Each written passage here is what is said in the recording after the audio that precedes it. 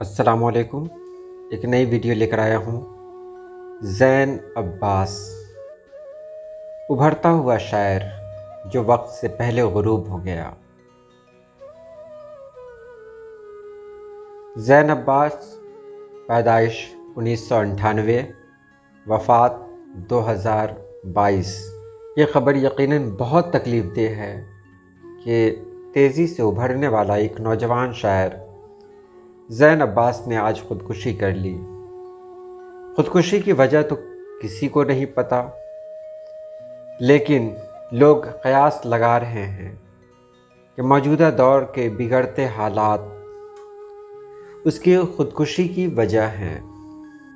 زین اس طور بدلتے ہیں زمانے والے جیسے کوفے میں طرفدار بدل جاتے ہیں۔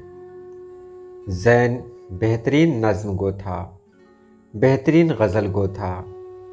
منہاج یونیورسٹی سے گریجویشن کے فائنل ایئر کا طالب علم تھا۔ روشن خیال تھا۔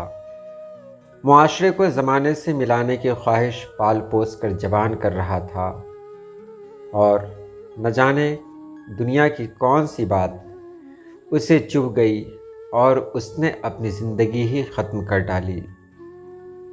وجوہات ابھی تک پتہ نہیں، بس کمرے کی دیوار پر ایک جملہ درج تھا: یہ رات راقم کی آخری رات ہے۔ زین نے اپنے وال پر جو سب سے آخری نظم پوسٹ کی تھی، وہ نظم کچھ اس طرح ہے: بندوق لاشیں گن رہی تھی، لہو آلود ہاتھوں سے ٹپکتے خون کے قطرے سلیبوں پر کھلی باہوں کا نوحہ تھے۔ کئی رستی ہوئی آنکھیں بدن کے چیتھروں اور گنگ آوازوں کی شاہد تھیں۔ سڑک پر رینگتے کچھ گولیوں کے خول دیواروں پہ چپکے خون کے چھینٹوں کا ماتم تھے۔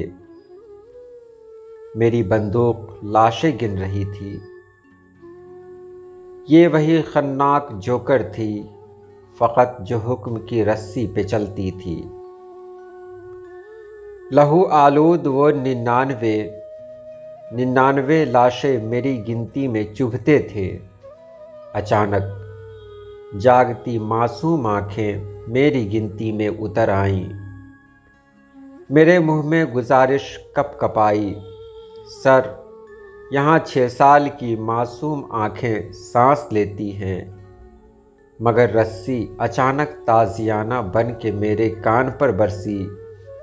میری بندوق میرے ساتھ چیخی: سو۔ اب بھی طاقت کے توازن کو بگڑتا پا کر دن نکلتا ہے تو اخبار بدل جاتے ہیں۔ ایک کہانی ہے ازل سے جو چلی آتی ہے، ایک کہانی ہے ازل سے جو چلی آتی ہے، بس کہانی کے یہ کردار بدل جاتے ہیں۔ بہت بہت شکریہ، بہت شکریہ۔ ایک کہانی ہے، ایک کہانی ہے جو ایک کہانی ہے ازل سے جو چلی آتی ہے، بس کہانی کے یہ کردار بدل جاتے ہیں۔ زین عباس ایک نظم نگار شاعر ہی نہیں، بلکہ ایک اچھا غزل کو شاعر بھی تھا۔ اس کی کئی ایسی غزلیں ہیں جسے بہت مقبولیت ملی: روز اس دل کے کئی تار بدل جاتے ہیں، وقت پڑنے پہ میرے یار بدل جاتے ہیں، ایک مجبور کی بازار میں قیمت کیا ہے، رات کے ساتھ خریدار بدل جاتے ہیں، ایک کہانی ہے ازل سے جو چلی آتی ہے، بس کہانی کے یہ کردار بدل جاتے ہیں۔ زین اس طور بدلتے ہیں زمانے والے جیسے کوفے میں طرفدار بدل جاتے ہیں۔ ایک شاعر کی دنیا بھی بہت عجیب دنیا ہوتی ہے۔ وہ اپنے آس پاس ایک مصنوعی فضا قائم کرتا ہے، بلکہ یہ بھی کہا جا سکتا ہے کہ وہ اپنی بنائی ہوئی مصنوعی دنیا میں سانس لیتا ہے، اور وہاں وہ اپنے چاروں طرف صرف دکھوں کو پاتا ہے۔ وہی دکھ اسے اندر سے توڑتے ہیں، اسے تکلیف پہنچاتے ہیں، اور جب شاعر تکلیف کی حد سے گزر رہا ہوتا ہے تب اس کا ذہن کام کرتا ہے اور کوئی شاہکار تخلیق کا خالق بن جاتا ہے۔ شاعر کو سمجھنا بہت مشکل ہے۔ شاعر بہت نازک خیال ہوتا ہے، اس کی نگاہ وہاں پر ہوتی ہے جہاں عام نگاہیں نہیں پہنچتی۔ وہ ان باتوں کو دل پر لے لیتا ہے جن باتوں میں بہت زیادہ گہرائی بھی نہیں ہوتی۔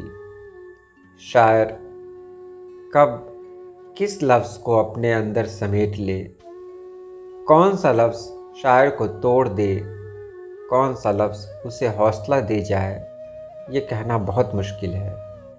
یہ نوجوان شاعر آخر کون سی وجہ تھی جس نے اسے ایسا کام کرنے پہ مجبور کر دیا؟ خودکشی کوئی آسان کام نہیں۔ خودکشی کا نام سن کر بھی لوگ تڑپ اٹھتے ہیں، ڈر جاتے ہیں۔ آخر ایسی کون سی بات ہو سکتی ہے جس کی وجہ سے ایک شاعر خودکشی کی طرف جائے، اسے اپنے مسئلے کا حل خودکشی میں ملے؟ یقیناً وہ مسئلہ کوئی آسان مسئلہ نہیں ہوگا۔ وہ شاعر اس مسئلے کا حل تلاش کرتے کرتے تھک گیا ہوگا، تب اس نے یہ قدم اٹھایا ہوگا۔ زین عباس نے پھانسی لگا لی، اور پھانسی کا درد، پھانسی لگنے کا درد، گلے میں رسی کے کسے جانے کا درد، خودکشی کے بعد کی کیفیت، یہ سب اسے معلوم تھی۔ وہ اپنی نظموں میں وہ ساری کیفیات کو بیان بھی کر رہا تھا۔ وہ ساری تکلیفوں سے واقف تھا، اس کے باوجود اس نے خودکشی کر لی۔ اس کا خودکشی کرنا جواب نہیں، بلکہ ایک ایسا سوال ہے جس کا جواب ڈھونڈنے میں ایک عمر گزر جائے گی۔